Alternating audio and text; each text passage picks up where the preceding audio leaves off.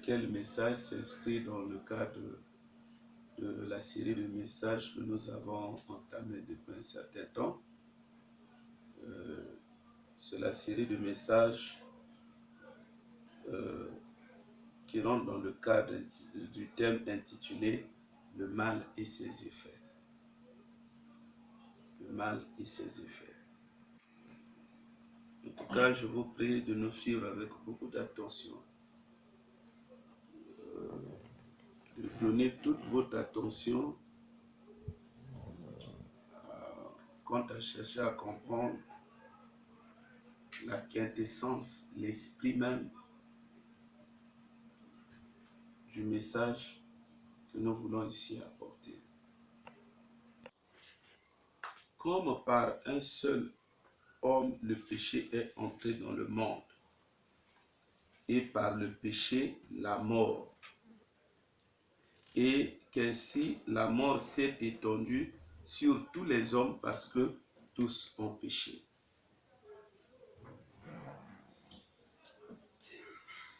Alors, ce qui va beaucoup plus nous intéresser, c'est la première partie de ce verset.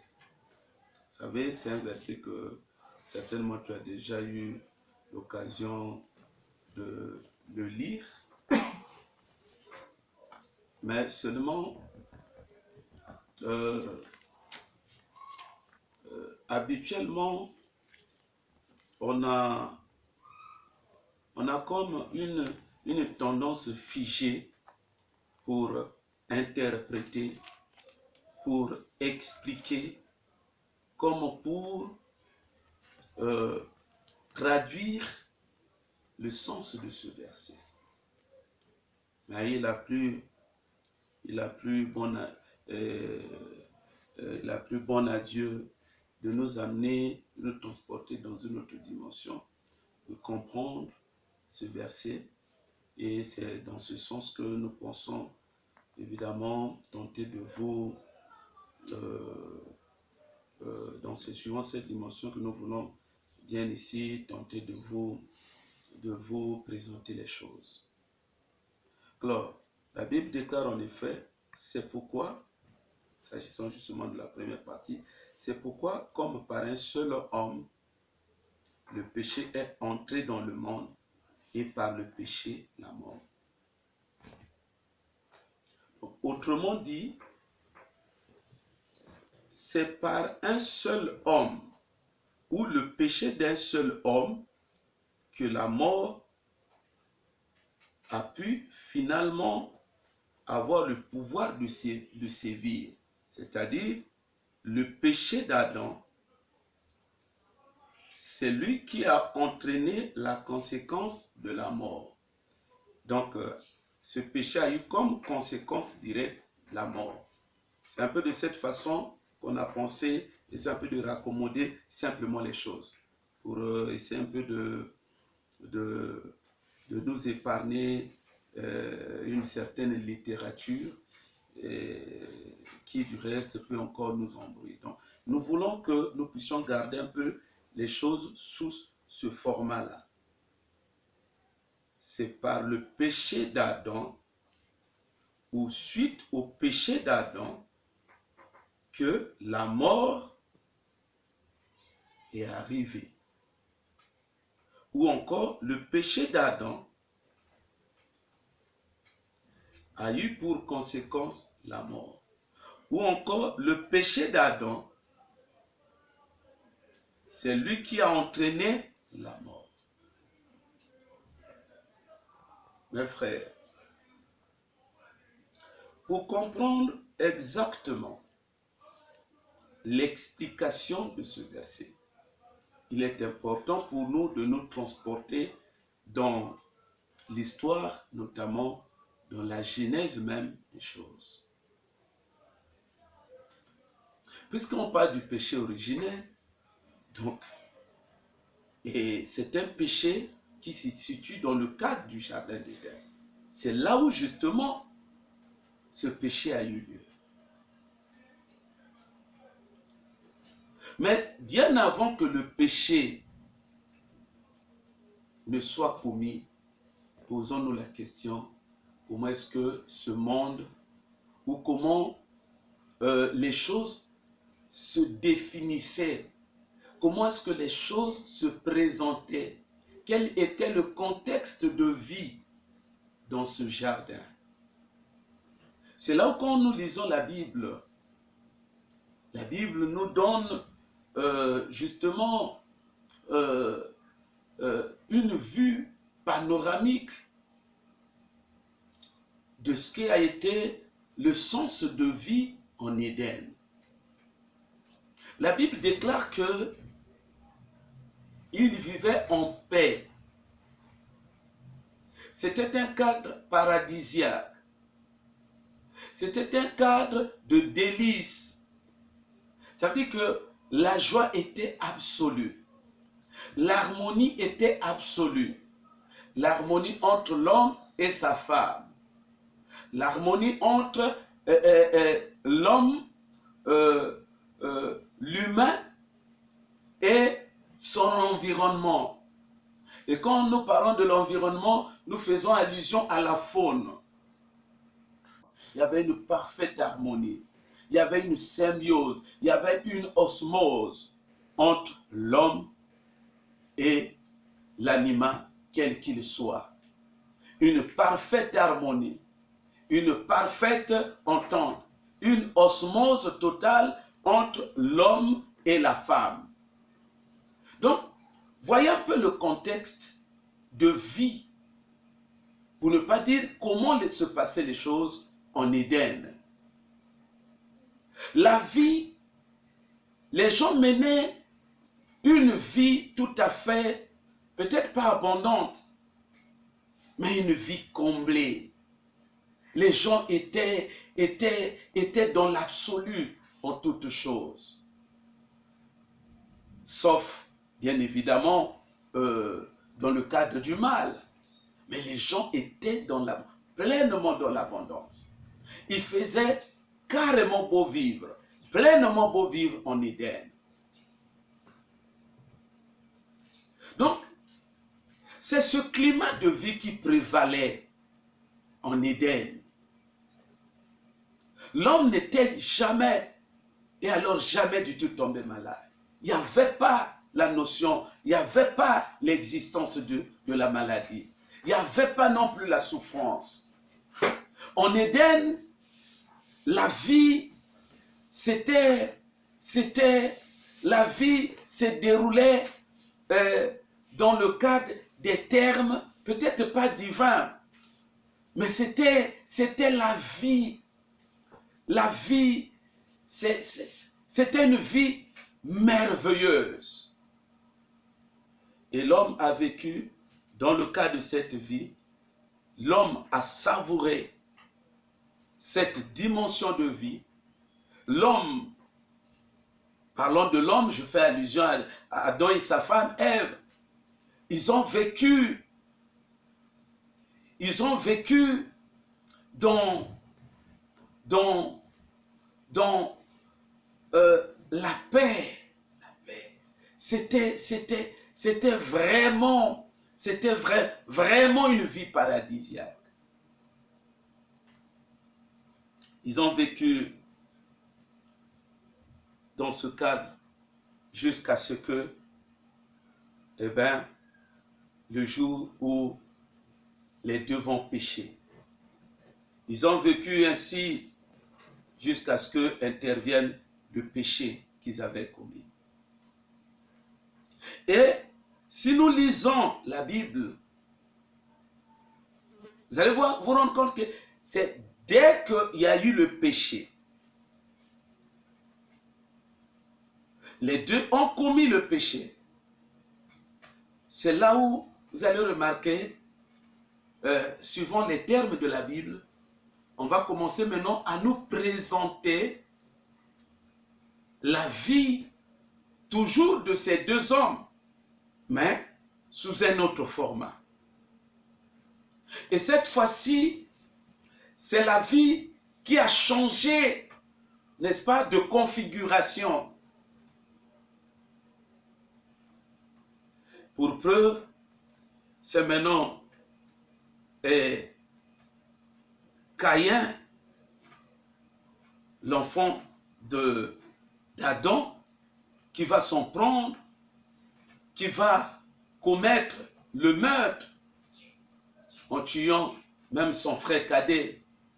Donc, juste après le péché d'Adam, le péché originel, quand même vous examinez, vous passez en revue l'entretien, la conversation que Dieu a pu avoir aussitôt avec Adam et Ève, vous allez voir que Dieu va comme leur décliner le sens de la vie qu'ils étaient maintenant appelés à vivre, une vie totalement contraire à la vie qu'ils vivaient initialement. Donc, c'est par là qu'on peut dire, c'est à cause du péché que tout a changé. C'est le péché qui est venu tout dénaturer, qui est venu tout chambouler, qui est venu tout détruire, qui est venu mettre tout sens dessus. Mes frères et sœurs, et parlons toujours des conséquences du péché, c'est là où nous venons de lire. Et l'apôtre Paul, il nous présente ici la conséquence, le résultat, un des résultats que le péché originel a pu introduire dans le monde, un des résultats que ce péché a porté sur l'humanité. Donc il n'y a pas eu que la mort, il y a eu bien d'autres choses. Pas une seule chose, mais beaucoup de choses. C'est suite à ce péché que Dieu, parlant à l'homme, il dit que les désirs de ta femme seront portés dorénavant sur toi. Donc, ce qui revient à dire qu'avant, il n'en était pas ainsi. C'est suite à ce péché que Dieu va dire à Adam qu'il y aura dorénavant inimitié entre toi et le serpent. C'est suite encore à ce péché que Dieu va dire à la femme, dorénavant tu accoucheras avec douleur. C'est suite encore à ce péché que Dieu va dire à l'homme, dorénavant tu mangeras à la sueur de ton front. Ce qui engage, ce qui met en relief la dimension même de la souffrance qui s'est introduite dans la vie de l'homme. Mes frères, en tout cas que Dieu bénisse votre entendement pour que vous puissiez comprendre ces choses avec beaucoup de profondeur. C'est suite à ce péché que Dieu a dit à l'homme, dorénavant la terre ne va plus te donner des récoltes comme avant. Donc, tout ce qu'on est en train de nous présenter, tout le tableau, tous peut-être pas des symptômes, mais tout ce qu'on est en train de nous détailler ici, il faut loger ça dans le cadre des conséquences du péché. Donc, le péché, un seul péché, a entraîné toute une panoplie de conséquences. Et je pense même que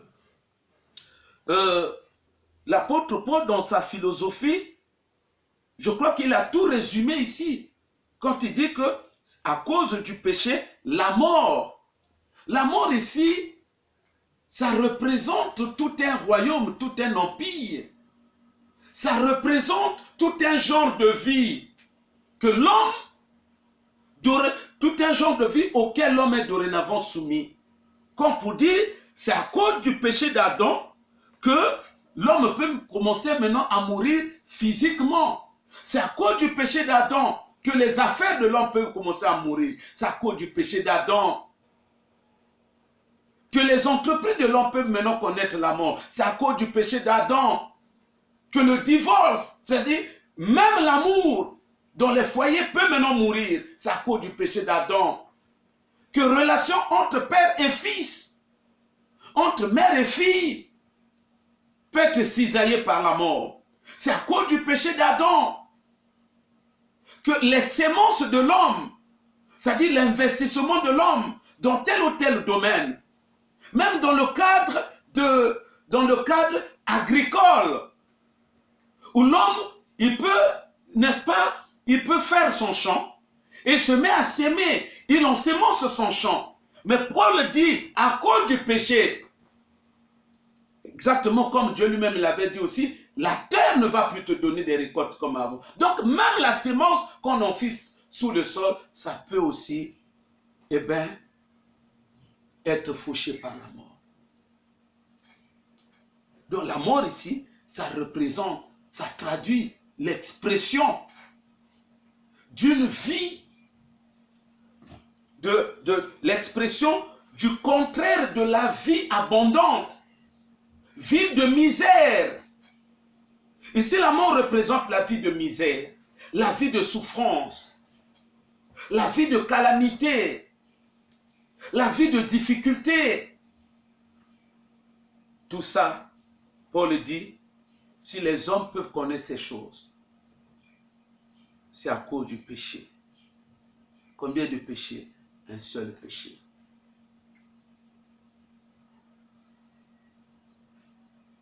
Une façon pour nous, Église, de comprendre que, et ça c'est très important, parce que c'est cette conception-là, originelle, qui nous sert de base pour que nous puissions effectivement poser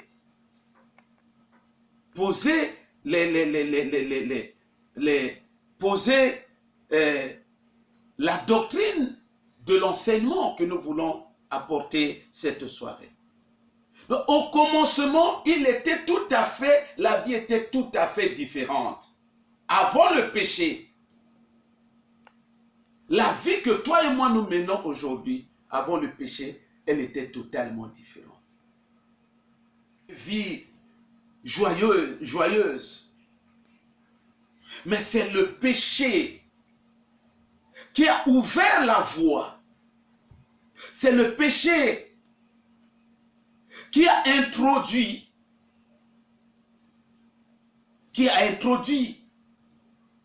dans la vie qui était purement céleste, purement bénie, finalement, toute une panoplie des choses tout à fait amères qui sont liées maintenant à la vie que nous sommes en train de vivre présentement.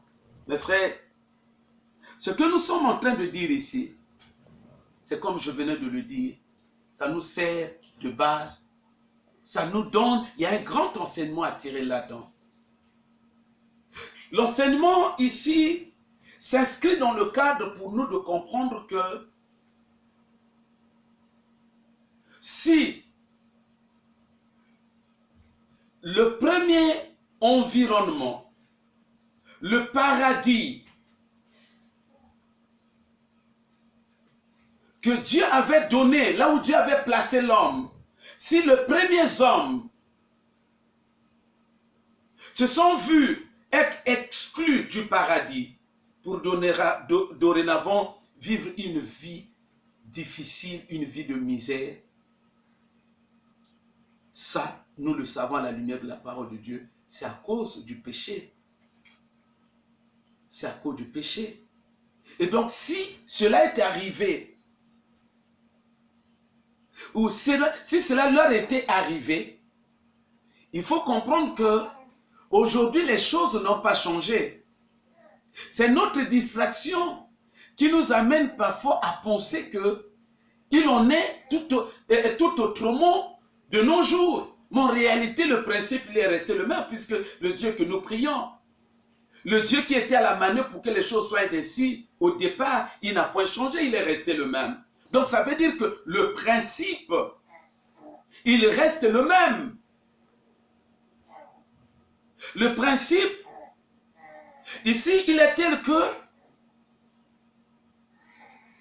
le mal, le péché ou le mal est synonyme d'une certaine porte d'entrée qui ne dit pas son nom, Église. Église, nous devons nous devons, chacun de nous, donne-toi ce devoir, bats-toi avec toute l'abnégation possible, avec tout le dévouement possible pour te séparer du mal. Souvenez ces versets, là où l'apôtre Pierre dit explicitement, nous savons du reste que c'est Dieu lui-même qui a parlé, mais à travers les écrits de l'apôtre Pierre, il dit, si quelqu'un aime sa vie, aimer ici, ça va dans le sens de quelqu'un qui veut bien un jour voir sa vie ne pas être esquintée. Si quelqu'un veut bien voir sa vie ne pas prendre une certaine direction, une direction qui ne va pas dans le sens de ses attentes, mais une direction infernale, une direction de souffrance, que lui ne saura peut-être pas digérer, que lui ne saura pas endurer. C'est là où l'apôtre Pierre dit, si quelqu'un aime sa vie, il donne l'indication, une certaine posologie. Pour éviter cela, il dit, écartez-vous du mal. Éloignez-vous du mal. Le mal, c'est pas une fantaisie. C'est pas une façon, simplement une simple intimidation. Pas du tout. Ces choses sont dites conséquemment. Ces choses sont dites sur la base d'une certaine logique par rapport à non seulement la vérité de la parole de Dieu, mais aussi et surtout sur la base du fonctionnement de la justice de Dieu. La justice de Dieu, elle est bien présente. Dieu, c'est un Dieu qui ne dort ni ne sommeille, nous dit la Bible. C'est un Dieu qui est vivant. C'est un Dieu qui est au contrôle de tout. C'est un Dieu qui est omniscient. Ça veut dire quand vous faites le mal, Dieu, il observe. Mais ce n'est pas un simple observateur. Il observe, c'est dans le sens de prendre acte et de mettre en branle la machine de sa justice. N'a-t-il pas lui-même affirmé que à moi la vengeance, à moi la rétribution? Vous croyez que ça, c'est une façon, c'est des paroles que Dieu a dites pour amuser la galerie? Vous pensez que Dieu dit ces choses-là par fantaisie? Vous pensez que ce sont des affirmations creuses de la part de Dieu? Non, pas du tout, Église. Quand Dieu dit « à moi la vengeance, à moi la rétribution », ça décline même le sens de sa nature. C'est un Dieu qui est vivant dans le monde, mais qui a une nature telle qu'il ne supporte pas le mal. Il ne tolère pas le mal. Il n'excuse pas le mal, à moins que la personne se répande. Sinon que partout il y a le mal. Le mal va toujours rencontrer le châtiment de Dieu. À ça, il faudrait que vous en soyez conscients.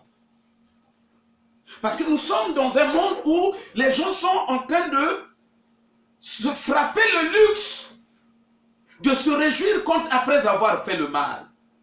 Nous sommes dans un monde où les gens se complaisent. Ils trouvent leur plaisir, c'est après avoir fait du mal. Nous sommes dans un monde où les gens sont en train de prôner le sadisme. Où les gens trouvent leur plaisir dans la souffrance de l'autre.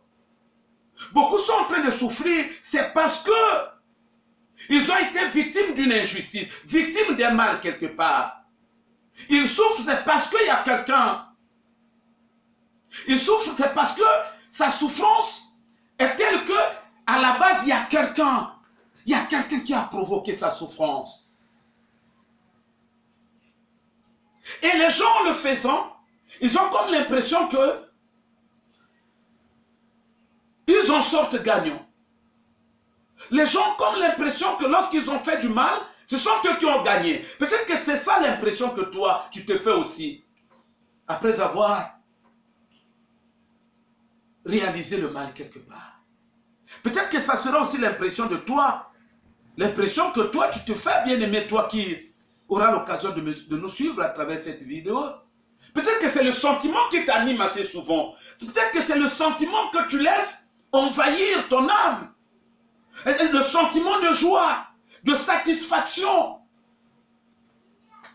Et peut-être de paix. Après avoir fait le mal. Mais sachez que le mal, après que nous l'ayons fait, quel qu'il soit, peu importe la personne à qui on a fait le mal. Parlons justement de la personne. Ça peut être ton propre fils. Ça peut être ta propre femme. Ça peut être ton ouvrier. Ça peut être ton collaborateur. Sache que il y a un Dieu au ciel. Peut-être que lui n'a pas le pouvoir de se venger. Peut-être que tu te réjouis parce que tu as déjà enfermé cette personne en prison. Tu as réduit peut-être en ayant ses capacités de riposte. Mais la question qu'il faut se poser, est-ce que tu as raison d'avoir agi ainsi? Ou bien tu as simplement usé d'un certain trafic d'influence, usé d'un certain abus du pouvoir pour comme satisfaire tes appétits sadiques.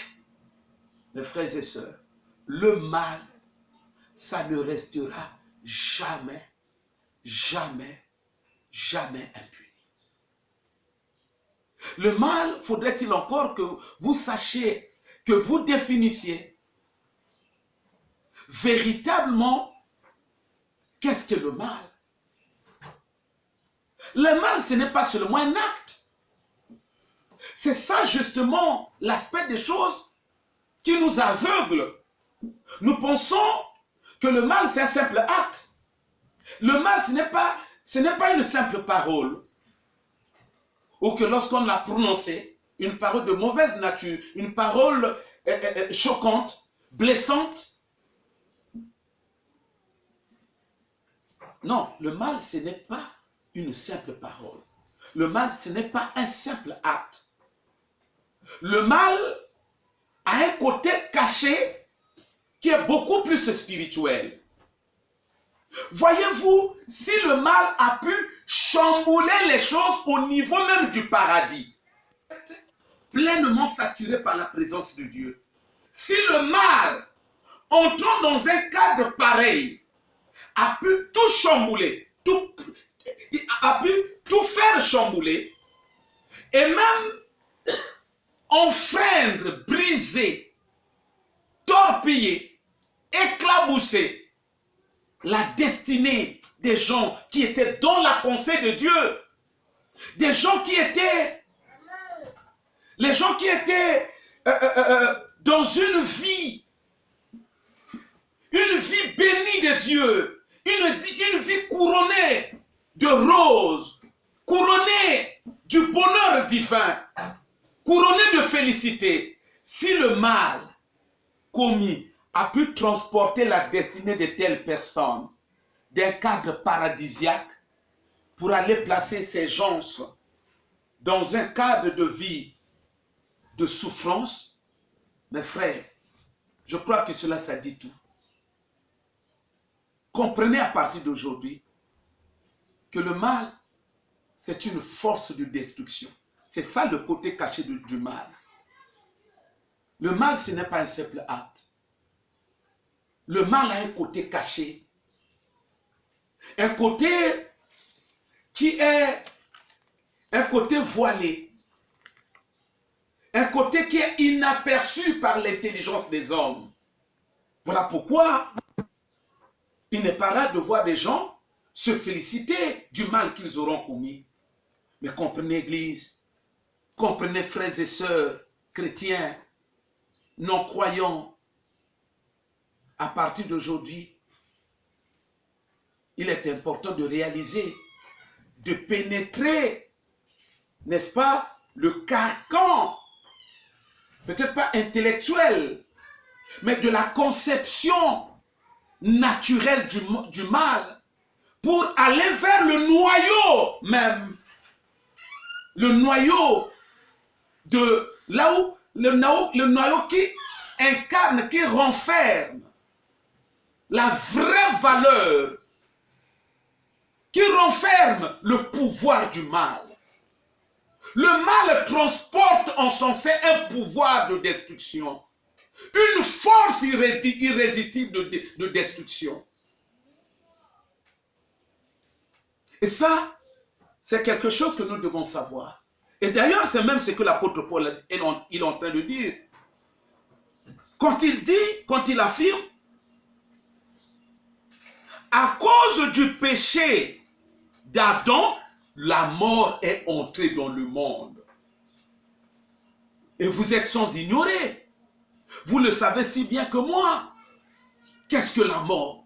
C'est une force de destruction. La mort détruit les vies. La mort détruit la vie des arbres. La mort détruit la vie des humains. La mort détruit la vie des espèces animales. La mort détruit la vie de la matière, quelle qu'elle soit. Prenez le fer, soumettez-le à l'épreuve du temps. Un jour à l'autre, vous viendrez de trouver que c'est la rouille qui aura pris le dessus. Autrement dit, la mort. Mes frères, c'est ce que l'apôtre Paul est en train de nous expliquer. La mort, c'est le pouvoir, ça incarne le pouvoir du mal. C'est comme pour dire, d'après l'apôtre Paul, le mal transporte en son sein le pouvoir de la mort. Quand vous avez fait le mal, sachez-le, c'est une invitation à la mort que vous avez adressée. Et bientôt, cette mort va frapper un domaine de votre vie par rapport à la justice de Dieu. Donc ça prendra la trajectoire tenant compte de l'esprit de la justice de Dieu.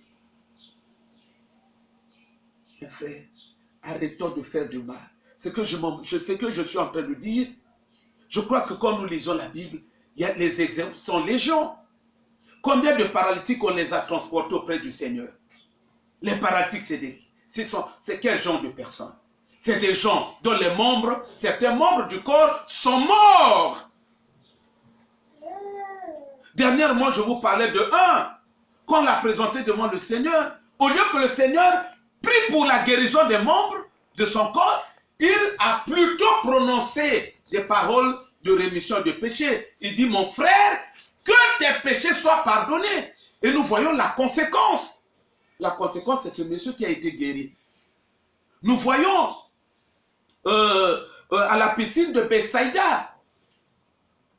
On dit qu'au niveau de cette piscine, dans Jean chapitre 5, il y avait des malades qui étaient là. Mes frères et sœurs,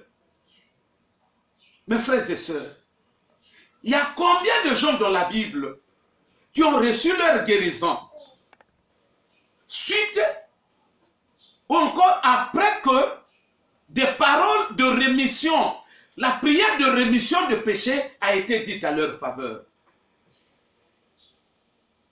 Mes frères, c'est ici l'endroit pour vous de comprendre. Il est important de comprendre que le mal, ne donnez pas au mal une signification simplement ordinaire, comme un non-croyant le dirait, comme peut-être un simple intellectuel et concevrait les choses. Parce que pour un intellectuel, un acte allant dans un sens de nuire, de porter atteinte à autrui, mais évidemment un intellectuel peut s'en réjouir. Mais qu'est-ce qu'un voleur? Est-ce que vous pouvez imaginer le sentiment qui anime un voleur après avoir commis son forfait? C'est quelqu'un qui se réjouit parce qu'il a réussi à opérer. Il se réjouit de quoi? Du mal. Voilà, laissez cela aux païens. Parce qu'il est écrit dans la Bible, n'appelez pas conjuration ce que les nations appellent conjuration. Si le païen peut se réjouir du mal, il peut se frotter les mains parce qu'il aura fait le mal à quelqu'un et réussi. Il aura atteint un but. Il aura atteint la cible dans ce sens-là. Mes frères et sœurs, en principe, il ne doit pas en être ainsi pour toi et moi. Le mal, pour quelqu'un d'ordinaire, quelqu'un qui n'a pas la connaissance de ces choses, quand après avoir commis un mal, il peut penser que les choses se sont limitées là. Le mal n'est pas une sorte de chaînon manquant, Église. Le mal, un acte que nous commettons dans ce sens, par définition, c'est le point de départ d'un cycle infernal qui va se dérouler dans ta vie. Et nous, c'est ce que nous voyons avec le premier couple. Un seul péché, c'est le cycle du mal, c'est le cycle des conséquences fâcheuses qui s'est installé dans leur vie. Et nous voyons cela avec la nature du châtiment. C'est vrai que dans la Bible, on parle de châtiment. C'est comme si ces choses sont arrivées simplement parce que Dieu a prononcé ces paroles. Non! Les choses sont réglées de façon automatique. Quand vous commettez le mal, le péché que vous commettez, rassurez-vous, vous allez en boire la coupe des conséquences irrélatives. Ça, c'est quelque chose que nous devons savoir. C'est quelque chose que nous devons avoir pleinement à l'esprit. Le mal. Le mal, je l'ai dit, je m'en vais terminer. Le mal, ça draine le pouvoir de briser les destinées. Tu peux avoir été par Dieu préparé pour être un grand chef. Avoir un grand mariage.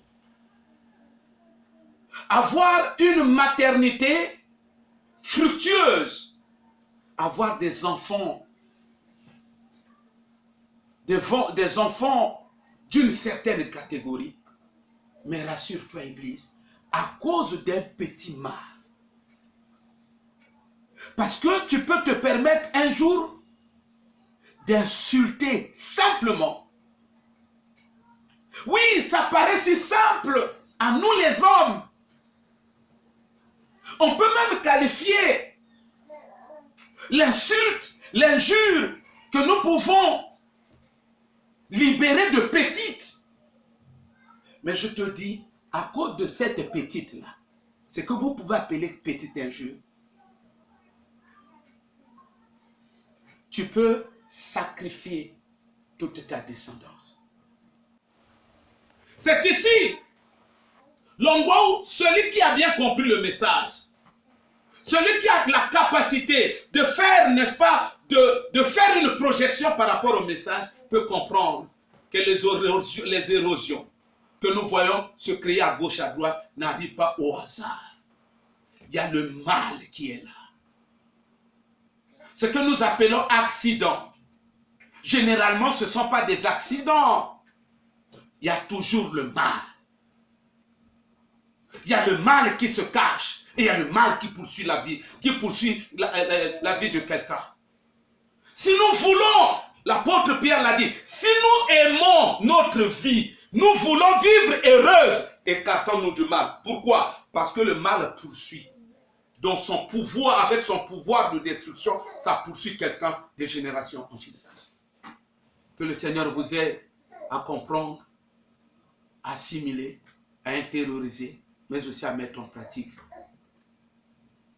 C'est quelques mots de l'exhortation qu'il nous a donné de vous transmettre aujourd'hui. Nous allons nous incliner dans la prière.